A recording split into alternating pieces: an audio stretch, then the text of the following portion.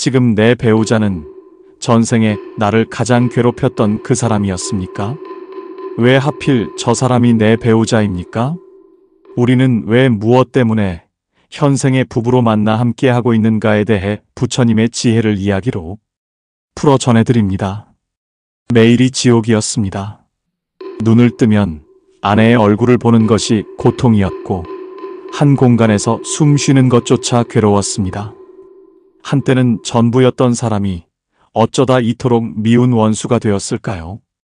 저희는 사소한 말 한마디에도 서로를 핥히고 상처를 냈습니다.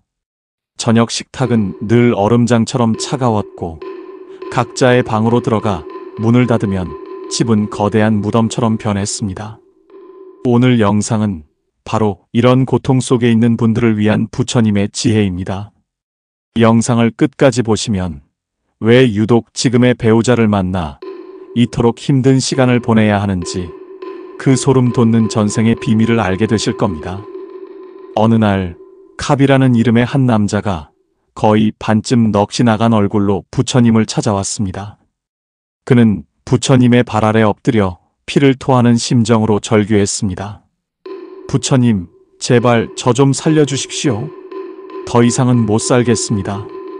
제 아내는 제 삶을 망가뜨리기 위해 태어난 악마가 분명합니다. 차라리 혼자인 편이 낫겠습니다. 저 여인과 함께하는 매일매일이 불타는 지옥입니다. 어찌하여 저는 이런 사람을 만나 이 모진 고통을 겪어야 합니까? 카비의 눈에서는 뜨거운 눈물이 쉴 새 없이 흘러내렸습니다. 그의 얼굴에는 깊은 절망과 원망이 가득했습니다. 그는 아내와의 관계에서 겪는 괴로움을 낱낱이 토해냈습니다.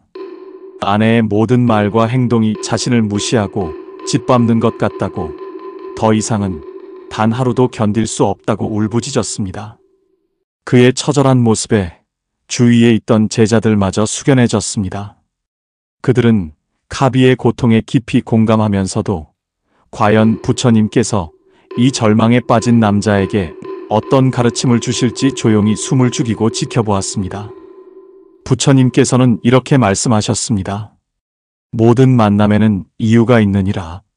카비의 울음소리가 잦아들자 부처님께서는 깊고 부드러운 음성으로 말씀하셨습니다. 일어나라, 카비여. 너의 고통이 얼마나 깊은지 내 어찌 모르겠느냐? 그러나 세상의 모든 만남은 결코 우연이 아니니라. 내가 지금 아내로 맞이한 그 여인 또한 마찬가지이니라.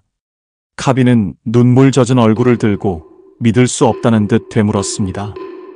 우연이 아니라고 하셨습니까? 그렇다면 이 지독한 만남이 정해진 운명이었다는 말씀이십니까? 어째서입니까? 제가 무슨 큰 죄를 지었기에 이런 끔찍한 벌을 받아야 합니까?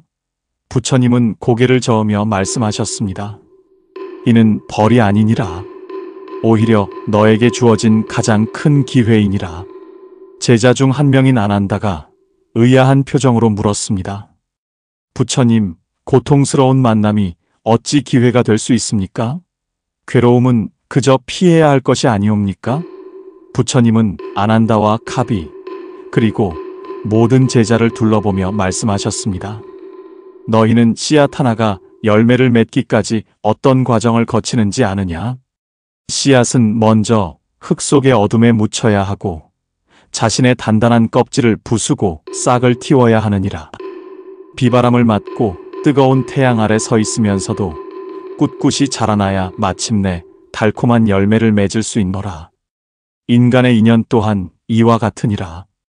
특히 너를 가장 힘들게 하는 그 인연이야말로 너의 영혼을 성장시키고 오랜 묵은 빚을 청산할 수 있는 가장 귀한 기회임을 알아야 하느니라. 부처님의 말씀은 조용했지만 그 안에 담긴 힘은 카비의 마음을 흔들었습니다. 벌이 아니라 기회라니. 그는 도무지 이해할 수 없었지만 부처님의 말씀에 한 줄기 빛이 있을지도 모른다는 생각에 조금 더 귀를 기울이기 시작했습니다. 충격적인 진실, 배우자는 전생에 내가 가장 상처 준 사람이니라. 부처님은 카비의 눈을 깊이 들여다보며 말씀하셨습니다. 카비여, 내가 그토록 원수처럼 여기는 너의 아내는 다름 아닌 먼 전생에서 너에게 가장 깊은 상처를 입었던 사람이니라. 그 말에 카비는 물론이고 주위의 모든 제자들이 숨을 멈췄습니다. 카비는 마치 망치로 머리를 맞은 듯한 표정으로 부처님을 바라보았습니다. 제가 상처를 주었다고요? 저 여인에게 말입니까? 믿을 수 없습니다. 저는 평생 남에게 해를 끼치지 않으려 노력하며 살아왔습니다. 부처님은 조용히 말을 이었습니다. 지금의 생이 전부가 아니니라. 너의 영혼은 헤아릴 수 없이 많은 생을 거듭하며 살아왔노라. 아주 먼 옛날 너는 부유하고 권세 있는 상인이었고 지금 너의 아내는 너의 집에서 일하던 가난한 하인이었느니라. 부처님의 말씀이 이어지자 카비의 눈앞에는 흐릿하지만 생생한 과거의 장면들이 스쳐 지나가는 듯 했습니다.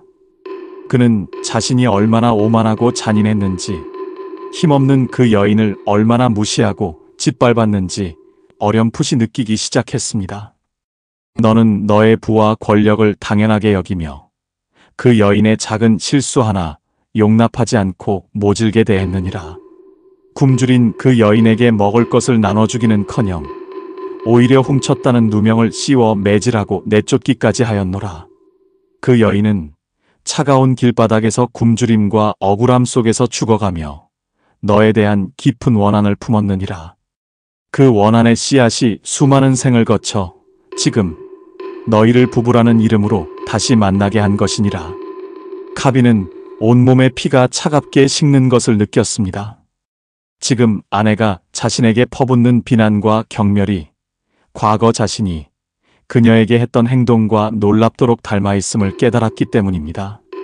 아내의 눈에 서려 있던 깊은 슬픔과 분노의 정체를 이제야 알 것 같았습니다. 카비는 땅바닥에 주저앉아 흐느꼈습니다. 이번에는 아내에 대한 원망이 아닌 자신에 대한 깊은 참회의 눈물이었습니다. 제가 그런 끔찍한 짓을 저질렀단 말입니까? 그러니 저 여인이 저를 그토록 미워했던 것이군요. 저는 그것도 모르고 그저 저주하고 원망만 했습니다. 그의 어깨가 가늘게 떨렸습니다. 수십 년간 아내를 향했던 분노가 한순간에 녹아내리고 그 자리에는 깊은 죄책감과 연민이 차올랐습니다.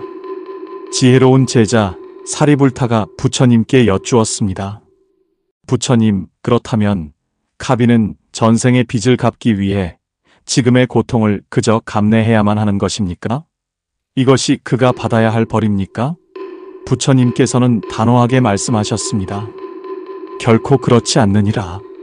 내가 이미 말했듯이 이것은 벌이 아니니라. 업보의 고리를 끊어낼 수 있는 마지막 기회이니라. 만약 카비가 전생과 똑같이 아내를 원망하고 미워하는 마음으로 이 생을 마감한다면 이 지독한 악연은 다음 생, 그 다음 생까지도 계속해서 이어질 것이니라. 서로 역할만 바뀐 채 똑같은 고통을 무한히 반복하게 될 뿐이노라. 부처님의 말씀은 서늘한 경고와도 같았습니다. 업보는 갚아야 할 빚이 아니라 녹여내야 할 얼음과 같으니라. 차가운 얼음을 녹이는 것은 더 차가운 냉기가 아니라 따뜻한 온기이니라. 내가 전생에 그 여인에게 주었던 상처와 모멸을 이제는 자비와 인내의 온기로 녹여내야만 하느니라. 그래야만 너와 그 여인 모두가 이 고통의 윤회에서 벗어날 수 있느니라. 카비는 부처님의 말씀을 통해 희미한 희망을 보았습니다. 이것이 끝이 아닐 수도 있다는 것, 이 고통을 끝낼 방법이 자신에게 달려있다는 것을 깨닫기 시작했습니다. 그는 더 이상 운명의 희생자가 아니었습니다. 그는 자신의 운명을 바꿀 수 있는 열쇠를 쥔 사람이었습니다. 카비는 결심한 듯 얼굴을 들고 부처님께 간청했습니다. 부처님, 제가 어찌해야 합니까? 저의 죄가 이토록 깊으니 저는 이제 무엇이든 하겠습니다. 제발 저에게 그 고통의 고리를 끊어낼 방법을 알려주십시오. 부처님은 그의 눈을 보며 그가 진심으로 참회하고 있음을 아셨습니다. 그리고는 아주 구체적이고 실천하기 어려운 과제를 내주셨습니다. 좋다, 카비여. 너의 마음에 진실한 변화의 싹이 텄으니 내가 너에게 길을 알려주겠노라. 지금부터 7일 동안 너의 아내를 아내로 대하지 말고 너의 집에 찾아온 가장 귀한 손님, 즉 살아있는 부처님이라 생각하고 모시도록 하라. 카비는 자신의 귀를 의심했습니다. 원수 같은 아내를 부처님처럼 모시라니 그것은 차라리 자신을 벌하는 것보다 더 어려운 일이었습니다. 부처님, 그 말씀은 부처님은 그의 마음을 꿰뚫어 보듯 말을 이었습니다. 내 마음속의 저항을 알고 있노라. 그러나 이것이 유일한 길이니라. 아침에 아내가 눈을 뜨기 전 먼저 일어나 따뜻한 물을 떠다 바치고 그녀가 좋아하는 음식을 정성껏 만들어 올리거라. 그녀가 어떤 짜증과 화를 내더라도 너는 부처님을 모시는 시종처럼 묵묵히 듣고 제가 더 잘 모시겠습니다라고 답하거라. 그녀의 발을 씻기고 잠자리를 보살피는 등 내가 할 수 있는 모든 정성을 다하되 마음속으로는 단 한 가지 생각만 하거라. 나는 지금 전생의 빚을 갚고 이분에게 지은 죄를 참회하며 이분을 부처님으로 모시고 있다고 말이니라. 그리고 가장 중요한 것은 이 모든 행동에 어떠한 대가도 바라지 않는 것이니라. 아내가 갑자기 친절해지기를, 너를 용서해 주기를 기대하는 마음을 터럭만큼이라도 가져서는 안 되느니라. 오직 참회하고 헌신하고 봉사하는 마음으로 7일을 보내거라. 할 수 있겠느냐? 카비는 차마 대답할 수 없었습니다. 그것은 상상조차 할 수 없는 일이었습니다. 하지만 이것이 유일한 길이라는 부처님의 말씀에 그는 비장한 각오로 고개를 끄덕였습니다. 다음 날 새벽 카비는 부처님의 말씀대로 아내보다 먼저 일어났습니다. 그는 부엌으로 가 서툰 솜씨로 아내가 좋아하는 과일과 빵을 준비했습니다. 그리고 조심스럽게 침실로 들어가 잠든 아내의 머리맡에 내려놓았습니다. 잠시 후 잠에서 깬 아내는 머리맡의 음식을 보고는 깜짝 놀랐습니다. 그리고는 이내 의심과 경계심 가득한 눈으로 카비를 쏘아보았습니다. 이게 무슨 짓이에요? 해가 서쪽에서 뜨겠네. 음식에 독이라도 탄 거 아니에요? 아내의 첫마디는 날카로운 비수처럼 카비의 가슴에 꽂혔습니다. 순간 그의 안에서 뜨거운 분노가 치밀어 올랐습니다. 내가 누굴 위해 새벽부터 일어나 이 고생을 했는데 고맙다는 말은 못할 망정 독이라니. 그는 당장이라도 상을 뒤엎고 집을 뛰쳐나가고 싶었습니다. 바로 어제 부처님 앞에서 했던 맹세가 무색해지는 순간이었습니다. 그의 얼굴은 울그락불그락해졌고 주먹이 저절로 쥐어졌습니다. 그는 아내에게 모진 말을 퍼부으려 입을 열었습니다. 하지만 그 순간 부처님의 목소리가 귓가에 울리는 듯 했습니다. 이것은 벌이 아니라 기회이니라. 이 고리를 끊어낼 마지막 기회이니라. 카비는 입술을 깨물었습니다. 그리고는 간신히 분노를 억누르며 부처님이 시킨 대로 말했습니다. 제가 더 잘 모시겠습니다. 부족했다면 용서하시오. 그의 목소리는 심하게 떨렸지만 그는 분명히 그렇게 말했습니다. 아내는 어이없다는 표정으로 그를 쳐다보았지만 카비는 더 이상 아무 말도 하지 않고 조용히 방을 나왔습니다. 그는 부엌으로 가 찬물을 들이켜며 가쁜 숨을 몰아쉬었습니다. 고작 하루의 시작일 뿐인데 7일을 버텨낼 수 있을지 눈앞이 캄캄했습니다. 마음속에서는 여전히 내가 왜 이런 수모를 당해야 하나라는 원망과 저 여자는 구제불능이야라는 분노가 들끓었습니다. 하루가 1년처럼 길었습니다. 카비는 아내의 온갖 비난과 냉대를 묵묵히 견뎌냈습니다. 식사를 준비하면 짜다, 싱겁다 트집을 잡았고 청소를 하면 먼지가 그대로라고 핀잔을 주었습니다. 카비는 그때마다 부처님의 말씀을 떠올리며 제가 더 잘하겠습니다라고 답할 뿐이었습니다. 그의 마음속에서는 수백 번, 수천 번 포기하고 싶은 생각이 들끓었습니다. 하지만 그는 전생의 업보와 다음 생까지 이어질 고통의 사슬을 생각하며 이를 악물었습니다. 셋째 날 저녁이었습니다. 카비는 부처님의 가르침대로 대야에 따뜻한 물을 받아 아내의 발을 씻기기 위해 그녀 앞에 무릎을 꿇었습니다. 아내는 기겁하며 발을 뒤로 뺐습니다. 지금 뭐 하는 거예요? 미쳤어요? 당장 치워요. 카비는 아무 말 없이 그저 조용히 대야를 아내의 발 앞에 놓아두었습니다. 그리고는 전생에 자신이 그녀에게 저질렀던 일들을 떠올리며 진심으로 참회하는 마음을 일으켰습니다. 제가 이 발에 상처를 입혔습니다. 제가 이 사람을 차가운 길바닥으로 내몰았습니다. 이제라도 저의 죄를 씻을 기회를 주십시오. 그의 진심이 통했던 것일까요? 아내는 한참 동안 카비를 쳐다보다가 마지못해 발을 대야에 담갔습니다. 카비는 조심스럽고 정성스러운 손길로 아내의 발을 씻기 시작했습니다. 거칠고 상처난 아내의 발을 만지자 카비의 눈에서 저도 모르게 뜨거운 눈물이 뚝뚝 떨어졌습니다.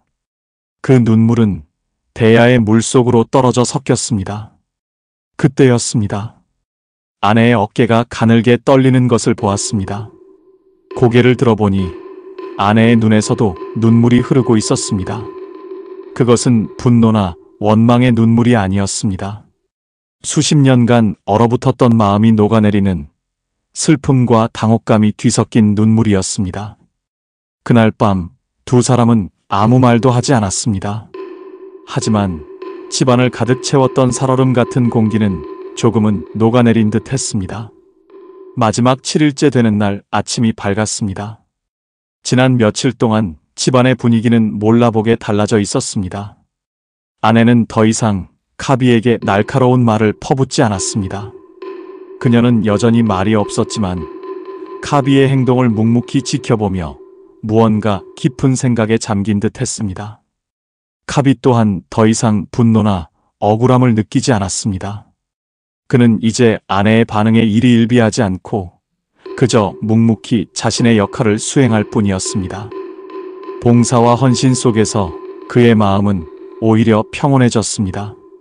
아내를 위해 무언가를 하는 행위 자체가 그에게는 참회의 과정이자 기쁨이 되어가고 있었습니다.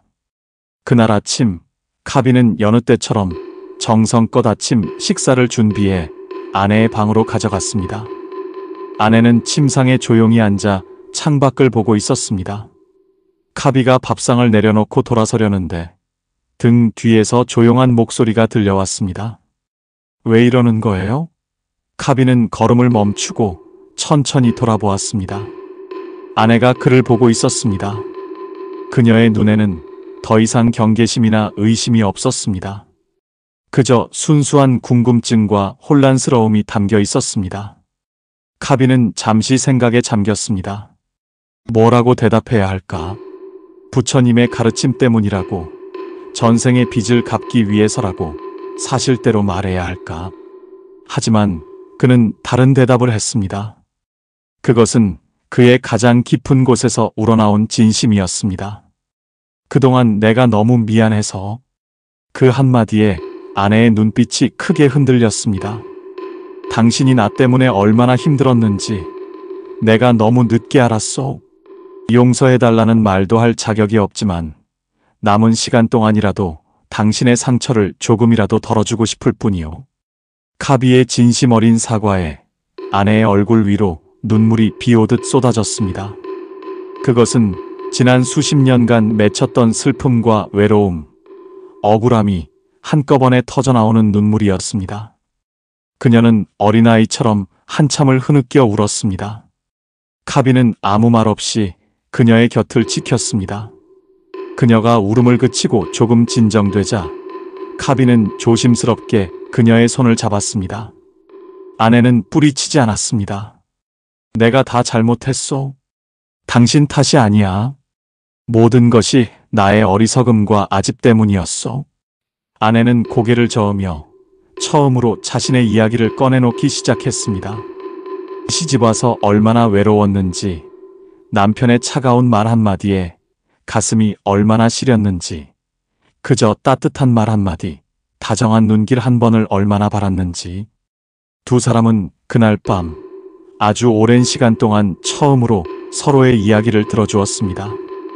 서로를 비난하거나 자신의 입장을 변명하는 대신 상대방의 아픔에 귀를 기울였습니다.